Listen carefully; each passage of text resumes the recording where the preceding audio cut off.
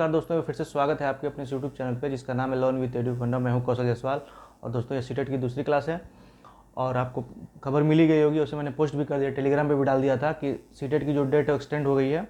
अब 25/10/2021 तक आप फॉर्म फिलअप कर सकते हैं। तो जो बच्चे छूट गए या फिर जो किसी कारणवश नहीं भर पाए थे फॉर्म, वो जल्दी से फॉर्म भर दें। जिनका करेक्शन हो गया, नाम पता वगैरह कोई भी करेक्शन कराना है तो भी वेबसाइट खुली हुई है, आप जाकर करेक्शन कर सकते हैं दोस्तों। और ये मौका अच्छा है, आप सीटेट फॉर्म भर दीजिए। और जैसा कि डेट प्रस्तावित है, यूपी डेट पहले होगा और फिर सीटेट बाद में होगा। तो दोस्तों, तो अब जब नहीं किए हैं तो जब जल्दी से आप जाके कर दीजिए। और सबसे रही बात आज की क्लास, दोस्तों आज की क्लास में मैंने एनसीईआरटी के बेस के जो भी इंपॉर्टेंट क्वेश्चन बन सकते थे, जैसे कर्णम मल्लेश्वरी, सुनीता विलियम्स इत्यादि, हमेशा प्रश्न इससे आते रहते थे, तो मैंने उसके पीडीएफ भी कुछ डलवाए इसमें और कुछ क्वेश्चन भी हैं। दोस्तों चलिए आज के क्वेश्चन करते हैं। हमारा पहला क्वेश्चन है, पृथ्वी शिखर सम्मेलन में 21वीं सदी के लिए पर्यावरणीय विकास हेतु कार्यक्रम निर्धारित किए गए, इन कार्यक्रमों का नाम दिया गया था। कार्यक्रम निर्धारित किए गए थे, इन कार्यक्रमों को नाम दिया गया था एजेंडा 21, सतत विकास कार्यक्रम, एजेंडा 2 या इनमें से कोई नहीं। बताएं दोस्तों, पृथ्वी शिखर सम्मेलन में 21वीं सदी के लिए पर्यावरणीय विकास हेतु कार्यक्रम निर्धारित किए गए थे, इन कार्यक्रमों को नाम दिया गया था एजेंडा 21, सस्टेनेबल डेवलपमेंट, एजेंडा 2 या फिर इनमें से कोई नहीं। तो आपको जैसा कि आपको पता है दोस्तों, एजेंडा 21 इसका नाम रख दिया गया था और आपको एज इट इज़ याद कर लेना है कि पृथ्वी शिखर सम्मेलन जो रियो डी जेनेरियो में हुआ था, वहाँ पे जो नाम दिया गया था, तो क्या नाम था दोस्तों, एजेंडा 21। ये आपको एज इट इज़ याद कर लेना है। नेक्स्ट है हमारा, रियो 20 घोषणा पत्र का शीर्षक क्या था। जो सम्मेलन हुआ था रियो 20 का, उसका शीर्षक क्या था। The future we want, green revolution, protect earth या इनमें से सभी। बताएं दोस्तों, जल्दी बताएं।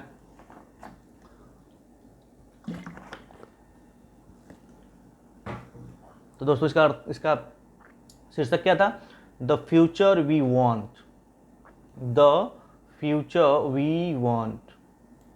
रियो 20 घोषणा पत्र का शीर्षक क्या था दोस्तों, the future we want. Next है हमारा, नोबल गैसों में वह गैसें जो वायु में नहीं पाई जाती हैं, कौन कौन है, कौन सी वो गैस है दोस्तों, रेडॉन है, ऑक्सीजन है, नाइट्रोजन है, कार्बन डाइऑक्साइड है।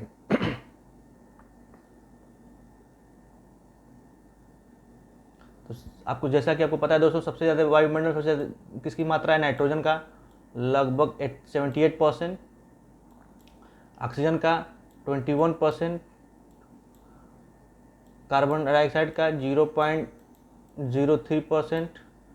लेकिन जो दोस्तों नोबल गैस, ये नोबल गैस में रेडॉन नोबल गैस नहीं है। तो ये हमारा क्या हो जाएगा, आंसर हो जाएगा। नाइट्रोजन 78% है, ऑक्सीजन 21% है और कार्बन डाइऑक्साइड 0.03% है। और बाकी दोस्तों क्रिप्टॉन है, अक्रिय गैस है, क्रिप्टॉन, रेड। लेकिन जो नोबल गैस पूछे दोस्तों, तो नोबल गैस क्या है, रेडॉन नोबल गैस नहीं है, इसको याद रखिएगा। नेक्स्ट है हमारा, विश्व स्वास्थ्य संगठन WHO का मुख्यालय कहाँ स्थित है। विश्व स्वास्थ्य संगठन WHO का मुख्यालय कहाँ स्थित है, जेनेवा, भारत, कोपेनहेगन डेनमार्क या फिर अफ्रीका।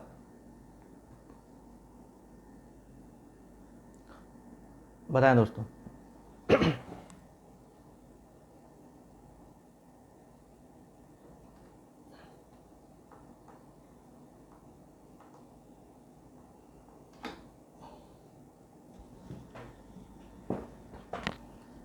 तो कहाँ है दोस्तों, जेनेवा में है।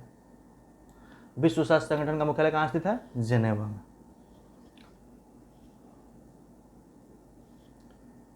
नेक्स्ट है हमारा, विश्व मौसम विज्ञान अभिसमय, वर्ल्ड मेट्रोलॉजिकल कन्वेंशन लागू हुआ था। मैंने कल बताया भी था कि जो मेट्रोलॉजिकल डिपार्टमेंट है भारत का, वो कहाँ पे है, दिल्ली में है। और ये क्या करता है, जितने भी एनवायरनमेंट के फिनोमिना होते हैं सबकी जानकारी देता है। चक्रवात हुआ, बारिश के सूचना हुई, आंधी तूफान इत्यादि जितने भी डिसास्टर वगैरह, बाढ़ वगैरह की सूचना कौन देता है दोस्तों, मौसम विभाग देता है।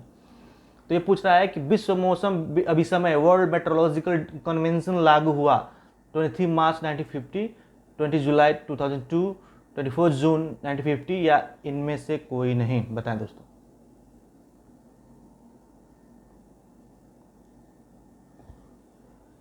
तो आपको पता है दोस्तों कि विश्व मौसम विज्ञान अभिसमय कब हुआ था? 23 मार्च 1950 को। तो हमारा ऑप्शन ए इज राइट।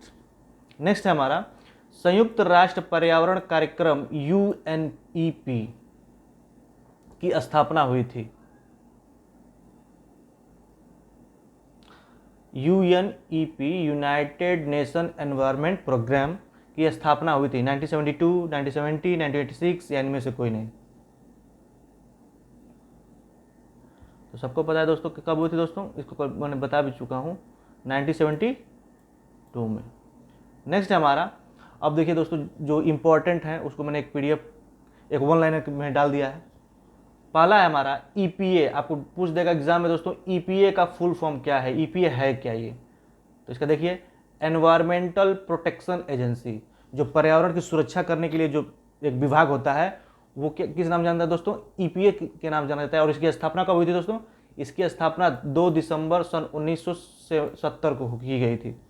तो अगर एग्जाम में आ जाता है दोस्तों कि EPA क्या है, और 4 ऑप्शन दे देगा, ये रक्षा विभाग है, जानवरों से संबंधित है, मौसम संबंधित है, कैसे भी करके वो क्वेश्चन पूछ सकता है या फिर एक कॉलम मैच करने के लिए दे सकता है दोस्तों। तो आप ध्यान में रखिएगा EPA का पूरा नाम क्या है? Environmental protection agency. और इसकी स्थापना कब हुई थी दोस्तों?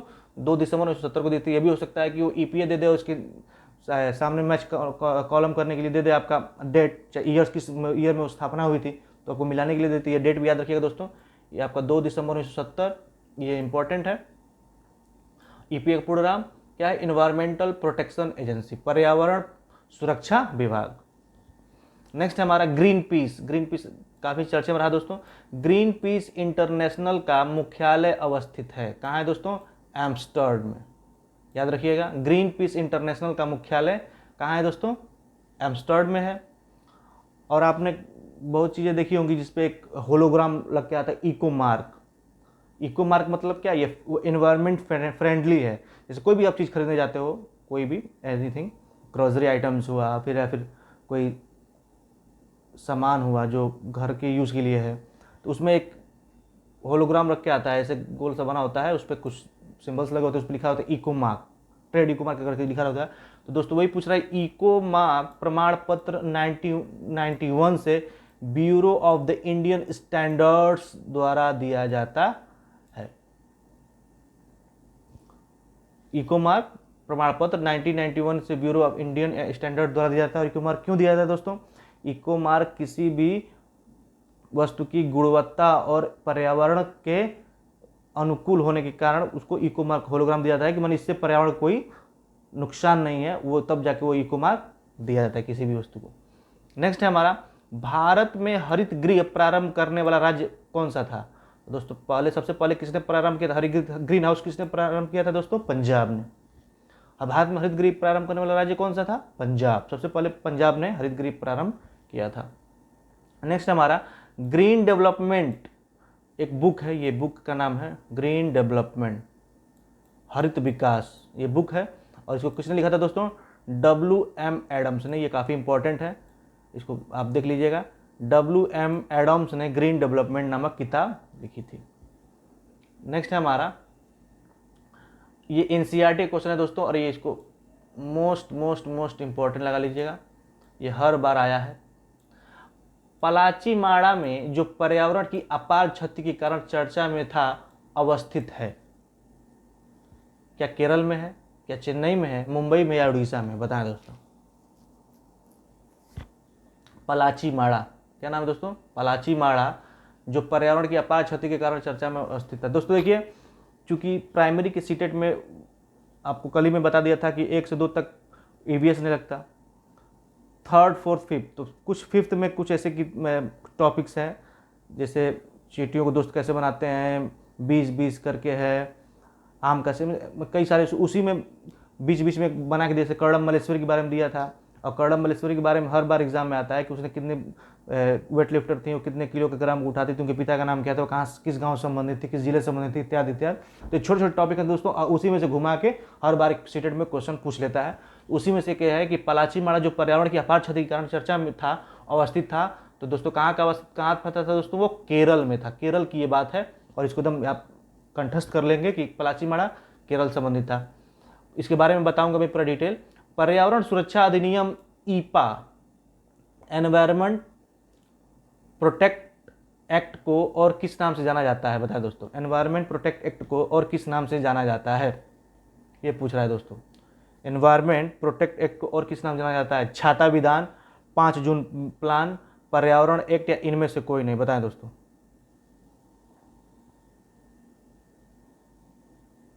तो दोस्तों इसे किस नाम जाना जाता है? छाता विधान से। ये थोड़ा अजीब लगे लेकिन इसको याद रखिएगा क्योंकि ये जल्दी दिमाग में नहीं घुसेगा, क्योंकि पर्यावरण सुरक्षा अधिनियम एपा को और किस नाम जाना जाता है? तो छाता विधान। और नेक्स्ट है, पर्यावरण संरक्षण के लिए ग्रीन आर्मी को प्रारंभ किया था। ग्रीन आर्मी को प्रारंभ किया था किसने? ऑस्ट्रेलिया, न्यूयॉर्क, चीन, या इनमें से कोई नहीं, बताएं दोस्तों। पर्यावरण संरक्षण के लिए ग्रीन आर्मी को प्रारंभ किया था, तो किसने किया था दोस्तों? ऑस्ट्रेलिया ने किया था। नेक्स्ट है, निम्न में से कौन सी संस्था पूरे विश्व में पर्यावरण सुरक्षा की देखभाल करती है? WWF, पेटा, WHO, या UN?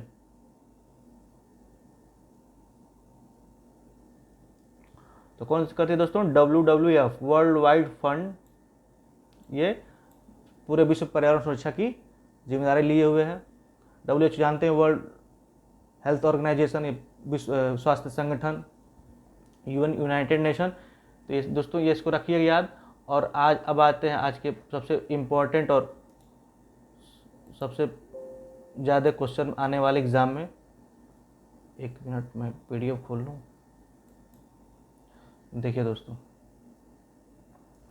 इसको ये NCERT 5th की किताब का है ये, और हर बार इसी टेट में से क्वेश्चन पूछते हैं। और जब भी पूछते हैं तो बच्चे सोचते हैं कि किस लेसन से आ गया, कहाँ से आ गया ये। कभी एक बार क्वेश्चन पूछ देता है कि अचार को कैसे प्रिजर्व रख सकते हैं, तो बच्चे सोचेंगे कि स्टेट में अचार वाली बात कहाँ से आ गई। ये सब दोस्तों NCERT किताब से हैं। तो अब देखिए दोस्तों, इसके लेसन है कैसे पहचाना चींटी ने दोस्त को। अब ध्यान से इसको देखिएगा। अब ध्यान से, बिना किसी चींटी को नुकसान पहुंचाए उस कतार के बीच में पेंसिल से कुछ देर चींटियों का रास्ता रोको। अब देख चींटियां क्या करती है, बच्चों के लिए काम दिया गया दोस्तों। देखिए यहाँ से आपके लिए इंपॉर्टेंट है। एक मिनट में थोड़ा पेन ले लेता हूँ।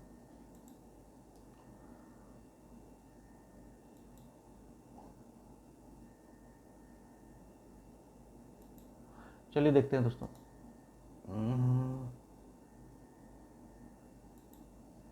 दिया है, बहुत साल पहले एक वैज्ञानिक ने इसी तरह के कई प्रयोग किए थे। वे इस नतीजे पर पहुंचे कि चींटियां चलते समय जमीन पर कुछ ऐसा छोड़ती हैं जिसे सूंघकर पीछे आने वाली चींटियों को रास्ता मिल जाता है।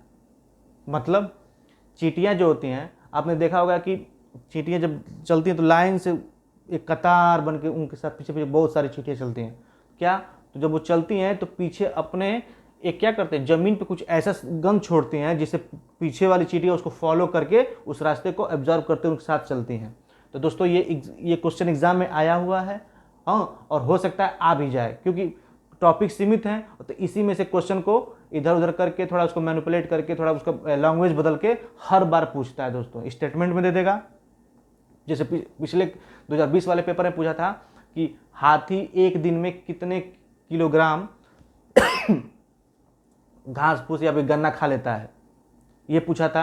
ये उसके बाद उसके पहले एक बार पूछा था कि गांधी कह रहे हैं, हाथी के जो झुंड होती है उसका नेता कौन होता है? तो दोस्तों हथिनी होती है, सबको पता है।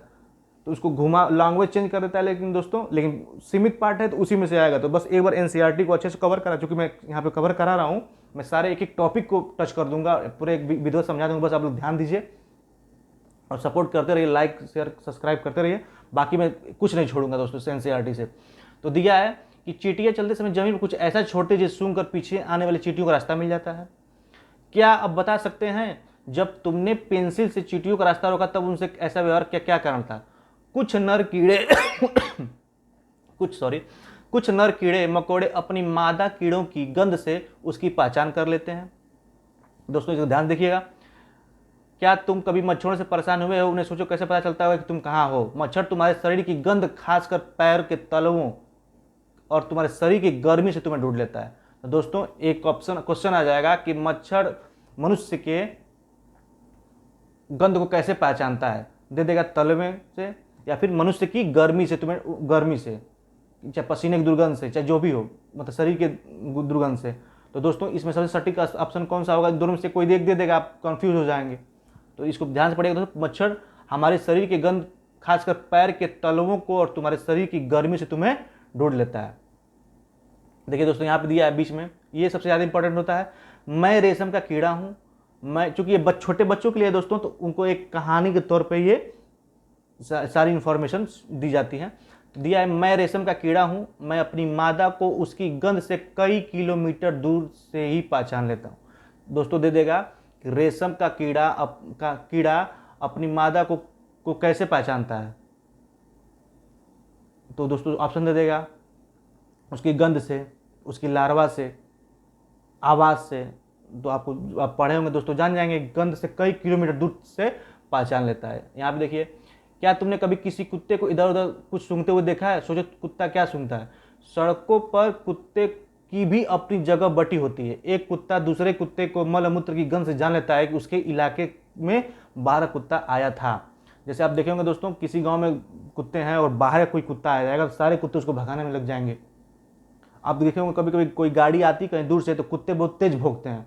कारण क्या है कि अगर वो गाड़ी कहीं किसी गांव में चाहे कहीं खड़ी हो और कोई कुत्ता उसमें मल मूत्र जो भी किया हो, उसकी गंध जो कुत्ते बहुत जल्दी एब्जॉर्ब कर लेते हैं। तो वही जब गांव में वो गाड़ी आती है तो कुत्ते उस गंध को पहचान कर उस गंध के लिए वो रिएक्ट करते हैं, भौंकते हैं दोस्तों। तो ये काफ़ी इंपॉर्टेंट चीज़ें हैं।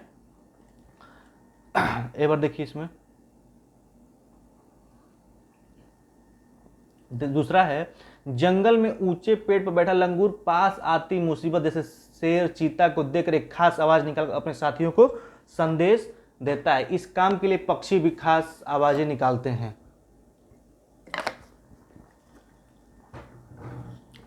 हैं। कुछ पक्षी अलग अलग खतरों के लिए अलग अलग आवाज निकालते हैं, जैसे उड़कर आने वाले दुश्मन के लिए एक तरह की आवाज और जमीन पर चलकर आने वाली दूसरे की तरह की आवाज। मछलियां खतरे की चेतावनी एक दूसरे को बिजली तरंगों से देती हैं। अब जैसे दोस्तों पूछ देगा कि मछलियां अपने खतरे की, मतलब जैसे कि कोई जाल डालने वाला है, चाहे कुछ भी पानी में कोई भी हरकतें हो रही हैं, तो इसकी जानकारी अपने दूसरे मछलियों को कैसे देती है? तो किसे देती है दोस्तों? तो आप देखिए क्या दिया है, बिजली तरंगों से। तो आप इसको याद रख, ध्यान देना है। कुछ जानवर तूफान या भूकंप आने से कुछ समय पहले अजीब हरकतें करने लगते हैं। जो लोग जंगल में रहते हैं और जानवरों के इस व्यवहार को समझते हुए जान लेते हैं कि भूकंप आने वाला या कुछ अनहोनी होने वाली है। जैसे आप देखिए दोस्तों, बहुत ये मेन इंपॉर्टेंट है कि सन 2004 दिसंबर में आए सुनामी से कुछ समय पहले, कब? 2004 दिसंबर में आए सुनामी से कुछ पहले जानवरों के अजीब व्यवहार और उनके द्वारा दी गई चेतावनी भरी आवाज को अंडमान की एक खास आदिवासी जात समझ गई। उन्होंने वह इलाका खाली कर दिया। इस प्रकार इस जात के लोग सुनामी से कहर से अपनी जान बचा पाए। नेक्स्ट देखिए, ये भी क्वेश्चन दोस्तों आ चुका है कि जो चिड़िया पूछा था दोस्तों, कि चिड़िया जो होती है वो अपनी गर्दन पीछे मुड़ने के लिए, देखने के लिए वो अपनी पूरी गर्दन हिलाती है या फिर सिर्फ आंखें हिलाती हैं या फिर पूरे शरीर को हिलाती है? दोस्तों ये क्वेश्चन आ चुका है, वो यहीं से आया था दोस्तों। देखिए, किसी ऐसे पक्षी का नाम लिखिए जिसकी आंखें सामने की तरफ होती हैं। कुछ ऐसे पक्षियों के नाम लिखो जिनकी आंखें सिर के दोनों तरफ होती हैं। इन पक्षियों की आंखों का आकार उनके सिर की तुलना में कैसा होता है? तो देखिए इसका क्वेश्चन दिया दोस्तों, ये तो क्वेश्चन हो गया। ज़्यादातर पक्षियों की आंखें उनके सिर के दोनों तरफ होती हैं। ज़्यादातर पक्षियों की आंखें उनके सिर के दोनों तरफ होती हैं। पक्षियाँ एक ही समय में दो अलग अलग चीज़ों पर नज़र डाल लेते हैं। जब वे बिल्कुल सामने देखते हैं तो उनकी दोनों आंखें एक ही चीज़ पर होती है। तुमने देखा कई पक्षी अपनी गर्दन बहुत ज़्यादा हिलाते हैं। जानते हो क्यों? ज़्यादातर पक्षियों की आंखें पुतली घूम नहीं सकती, वे अपनी गर्दन घुमाकर ही आसपास देखते हैं। दोस्तों ये question as it is CTET में आया हुआ था कि पक्षियाँ पीछे मुड़ने के लिए, चाहे दाएं और बाएं देखने के लिए अपनी गर्दन हिलाती हैं, अपनी आंखों को हिलाती हैं या फिर पूरे शरीर को हिलाती हैं। तो दोस्तों पक्षियों, कुछ पक्षियाँ ऐसे होते हैं जिनकी आँखों की जो पुतलियाँ होती हैं वो इधर उधर नहीं घूम सकती, इसलिए वो आगे पीछे देखने के लिए क्या करती हैं, पूरे गर्दन को हिलाती हैं, ऐसे ऐसे कर पूरा हिलाती हैं, वो आँखों को हिला नहीं पाती क्योंकि पुतलियाँ इधर उधर नहीं हिल पाती।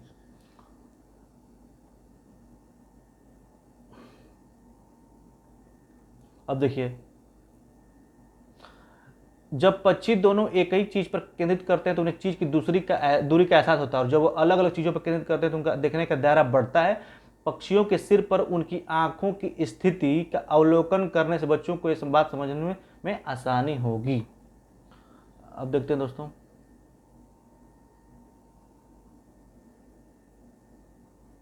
इसमें सबसे इंपॉर्टेंट आपका क्या है, चील, बाज और गिद्ध जैसे पक्षी हमसे 4 गुना ज़्यादा दूर से देख पाते हैं। जो चीज़ हमें 2 मीटर की दूरी से दिखाई पड़ती है वही चीज़ वे पक्षी 8 मीटर की दूर से देख लेते हैं। इंपॉर्टेंट है दोस्तों कि जो चीज़ हमें 2 मीटर की दूरी से दिखाई दे पड़ती है वो वही चीज़ ये पक्षी 8 मीटर की दूरी से देख लेते हैं, 6 गुना देखते हैं अधिक। क्या तुम सोच सकते हो जमीन पर पड़ी हुई एक रोटी किसी चील को कितनी दूर से दिखाई देती होगी? ये आपको बताना है दोस्तों। नेक्स्ट देखिए, ये भी क्वेश्चन आ चुका है दोस्तों, स्लॉथ। ये एक सीटेड में आया तो स्लॉथ तो कितने बच्चे समझ नहीं पाते ये कौन सा जानवर है। देखिए ये भालू जैसा दिखता है पर भालू नहीं है। ये दिन के करीब 17 घंटे पेड़ों से उल्टे सिर लटक कर मस्ती से सोता है। ये दोस्तों ये क्वेश्चन आ चुका है, आप यकीन ना हो तो प्रीवियस क्वेश्चन देख लीजिएगा दोस्तों, मैं उसे प्रीवियस के सीटेड सॉल्व कराऊंगा। मैं ये क्वेश्चन सारे आ चुके हैं जितना मैं दे रहा हूं दोस्तों। दिया ये भालू जैसे दिखते हैं पर भालू नहीं है। ये दिन के करीब 17 घंटे पेड़ों से उल्टे सिर लटककर मस्ती से सोते हैं। ये जिस पेड़ पर रहते हैं उसी के पत्ते खाकर पलते हैं। ये दिया था कैसे क्वेश्चन दोस्तों, सलाद के बारे में कथन और कारण दिया था। ये कथन सत्य है, कथन एक सत्य है, इसे दे दिया था दोस्तों कि ये भालू जैसे दिखते हैं पर भालू नहीं है। दूसरा दिया था दोस्तों, ये दिन के करीब 17 घंटे सोता है और जिस पेड़ पर रहता है उसी के पत्ते खाकर ये पलता है। और एक और स्टेटमेंट दिया था, उसमें से ऑप्शन दिया था दोस्तों कि एक सही है कथन, 2 सही है, ए बी दोनों सही है, ऐसे करके क्वेश्चन दिया था दोस्तों। तो इसको ध्यान रखिएगा, उसी के पत्ते खाकर पलते हैं इसलिए इन्हें कहीं और जाने की जरूरत नहीं पड़ती। अब जब ये अपने पेड़ के सारे पत्ते खा लेते हैं तभी वे पास के पेड़ पर जाते हैं। लगभग 40 वर्ष के अपने पूरे जीवन में ये मुश्किल से 8 पेड़ों पर घूमने की तकलीफ उठाते हैं। सोचिए कितना आलसी जानवर है, पेड़ों पर घूमने की तकलीफ उठाते हैं। ये सप्ताह में एक बार ही शौच करने के लिए पेड़ से नीचे उतरते हैं। ये कौन है दोस्तों, स्लॉथ है।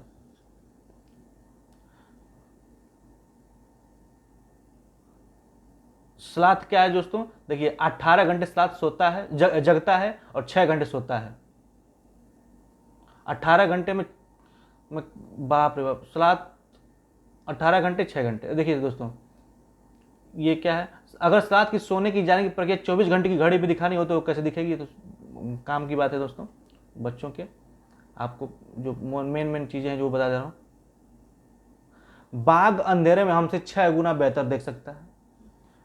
यहां पे देखिए तो बाघ की मूंछ हवा में हुए कंपन को भांप लेती है और उसे शिकार की बिल्कुल सही स्थिति का पता चल जाता है। इससे इन्हें अंधेरे में रास्ता ढूंढने में भी मदद मिलती है। देखिए दोस्तों इंपॉर्टेंट है कि बाघ की जो मूंछ होती है हवा में हुए कंपन को भांप लेती है और उसे शिकार की बिल्कुल सही स्थिति का पता चलता है। इससे उन्हें अंधेरे में रास्ता ढूंढने में भी मदद मिलती है। और दूसरा देखो, बाघ अपने इलाके में मूत्र करके अपनी गंध छोड़ते जाते हैं। यह इलाका कई किलोमीटर बड़ा हो सकता है। एक बाघ किसी दूसरे बाघ के मूत्र की गंध को झट से पहचान लेता है और फिर उस इलाके में घुसना या नहीं यह तो उस बाघ की मर्जी होती है। बाघ मौके के अनुसार अपनी आवाज बदलता रहता है। गुस्से में अलग आवाज और बाघिन को बुलाना हो तो अलग आवाज, कभी कराना हो तो कभी गुर्राना। बाघ का गुर्राना 3 किलोमीटर दूर तक सुना जा सकता है। बाघ का गुर्राना कितने किलोमीटर दूर सुना जा सकता है दोस्तों? 3 किलोमीटर तक। बाघ हवा से पत्ते के हिलने और शिकार की झाड़ियों में हिलने से हुई आवाज में अंतर को भांप लेता है। बाघ के दोनों कान बाहर की आवाज इकट्ठा करने के लिए अलग अलग दिशाओं में बहुत ज्यादा भी घूम भी सकते हैं। तो दोस्तों ये करना है। हमारे देश में बाघ और अन्य कई जानवरों की गिनती इतनी कम हो गई है कि इनके लुप्त हो जाने का खतरा है। हमारे देश की सरकार इन्हें बचाने के लिए बहुत से जंगलों को सुरक्षा दे रही है, जैसे उत्तराखंड का जिम कॉर्बेट नेशनल पार्क और राजस्थान के भरतपुर जिले में घाना नेशनल पार्क। इन जंगलों में जानवरों का शिकार मना है। यहाँ लोग जानवरों जंगल का कोई नुकसान नहीं पहुंचा सकते। ऐसे तो बहुत पुराना दोस्तों की एनसीईआरटी बहुत पुराना प्रिंट है दोस्तों। इस समय तो बहुत सारे टाइगर रिजर्व बन गए हैं, आप देख ही रहे हैं। अगला है दोस्तों देखिए,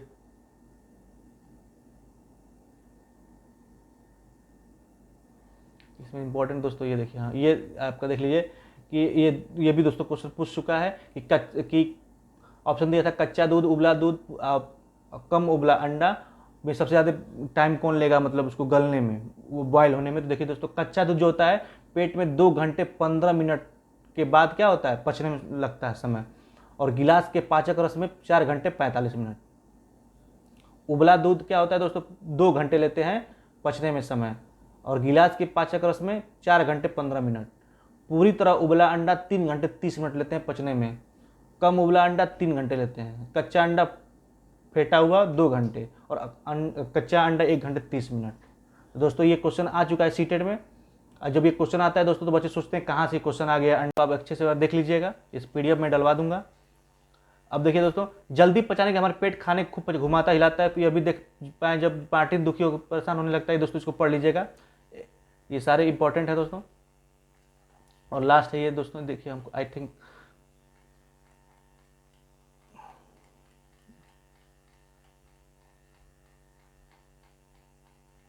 हाँ देखिए दोस्तों, ये भी क्वेश्चन आ चुका है कि उड़ीसा के कालाहांडी जिले के बारे में पढ़ो कक्षा में चर्चा को। देखिए दोस्तों, दिया था क्या, 30 साल की गोमती किसी बड़े किसान खेत में मजदूरी करती है, इस मेहनत की उसे बहुत कम मजदूरी मिलती है, इन पैसों से वह पेट भर अनाज भी नहीं खरीद पाती, कई महीनों तक उसे काम नहीं मिलता, फिर जंगल के पेड़ों की पत्तियां या जड़ें खाकर काम चलाना पड़ता है। इसी कारण अब गोमती के बच्चे बीमार पड़े हैं। गोमती का पति भी कुछ साल पहले भूख के कारण ही गुजर गया था। एक तरफ तो कालाहांडी में सबसे अधिक चावल पैदा किया जाता है दोस्तों, ये याद रखिएगा, कालाहांडी में सबसे ज़्यादा क्या पैदा किया जाता है दोस्तों, चावल, और दूसरे राज्यों में बेचा जाता है। दूसरी तरफ कालाहांडी कई गरीब मजदूरों की हालत गोमती जैसी है। हाँ, कई बार तो यह धान गोदामों में, इसको दोस्तों देख लीजिएगा एक बार अच्छे से, कालाहांडी के बारे में पढ़ लीजिएगा। NCERT जरूर पढ़िए दोस्तों, अच्छे नंबर सीटेट में गेन करने दोस्तों, NCERT को फॉलो कीजिए, फॉलो कीजिए, फॉलो कीजिए, there is nothing other option. जब इसको क्या है दोस्तों कि NCERT से ये क्वेश्चन सारे बनते हैं, कालाहांडी वाला या सुनीता विलियम्स के कर्णम मल्लेश्वरी वाले, ये सब सारे क्वेश्चन दोस्तों उसी से बनते हैं। तो ये आप देख लीजिएगा। देखिए दोस्तों, ये भी पूछा था पीचर प्लांट वगैरह, हर बार क्वेश्चन सीटेट में आए दोस्तों। देखिए, शिकारी पौधे, कुछ ऐसे पौधे भी होते हैं जो चूहे, मेढकों, कीड़े मकोड़ों और छोटे जीवों का शिकार करते हैं। इनमें नेपथिन्स, पहला क्या है दोस्तों, नेपथिन्स सबसे ज़्यादा मशहूर है। यह ऑस्ट्रेलिया, इंडोनेशिया और भारत के मेघालय राज्य में पाया जाता है दोस्तों। Same as it is question CTET में पूछा हुआ था कि नेपथिन्स कहाँ कहाँ पाए जाते हैं। तो दोस्तों कहाँ पाए जाते हैं, ऑस्ट्रेलिया में, इंडोनेशिया में और भारत के मेघालय राज्य में पाया जाता है। उसके बाद अगले बार ये पूछा था दोस्तों कि नेपथिन्स कैसा पौधा है, कीटभक्षी है, मांसभक्षी, ऐसे करके दोस्तों ऑप्शन दिया हुआ था। तो दोस्तों बहुत इंपॉर्टेंट है, इसको जरूर मार्क कर लीजिएगा आप लोग। इसके आकार लंबे घड़े जैसा होता है, जिसके ऊपर पत्ती का ढक्कन लगा होता है। घड़े से खास खुशबू निकलती है, जिसकी वजह से कीड़े खींचे चले जाते हैं। अब पौधे के ऊपर पहुंचते ये कीड़े अंदर फंस जाते हैं और बाहर नहीं निकल पाते।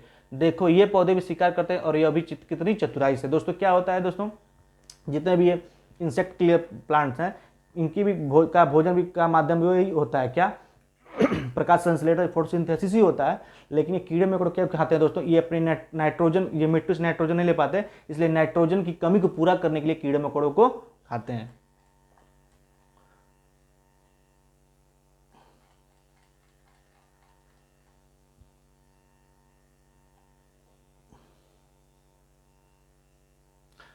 देखो दोस्तों,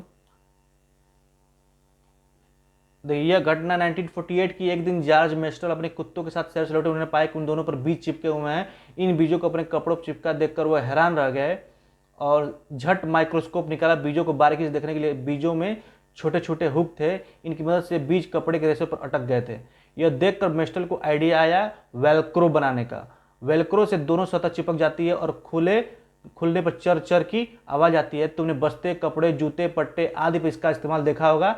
मजेदार किस्सा प्रकृति से प्रेरणा लेने का। दोस्तों आप चप्पल में देखे होंगे, जो चिपकाने वाला जो होता है, बैग में होता है, कपड़े में होता है, चप्पल में होता है दोस्तों। तो ये देखिए क्वेश्चन आया था, क्या ये घटना कब की है दोस्तों, 1948 की। वो कुत्ते से के में वो चिपका हुआ था, जिसके प्रयोग करके जॉर्ज किसने बनाया था दोस्तों, तो जॉर्ज मेस्ट्रल ने बनाया था। इसको आप ध्यान रखिएगा दोस्तों। जॉर्ज मेस्ट्रल, देखिए चप्पल का सीन भी दिया हुआ है जो चिपकाने वाला होता है। इसकी आविष्कार किसने किया था दोस्तों, 1948 में जॉर्ज मेस्ट्रल ने किया था।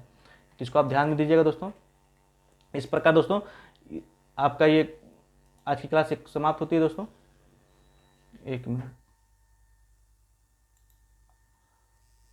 इस प्रकार दोस्तों क्लास समाप्त होती है।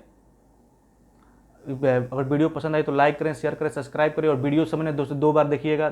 आज एक टॉपिक आज का खत्म हो गया, अगले कल से नए टॉपिक लेंगे दोस्तों। और इसकी पीडीएफ के लिए आप टेलीग्राम लिंक को ज्वाइन कर सकते हैं। पूरी पीडीएफ जो पीडीएफ थी एनसीईआरटी का जो स्क्रीनशॉट था सब लगा दिया जाएगा दोस्तों, आप वहाँ से प्राप्त कर सकते हैं। तब तक के लिए पढ़ते रहें, धन्यवाद।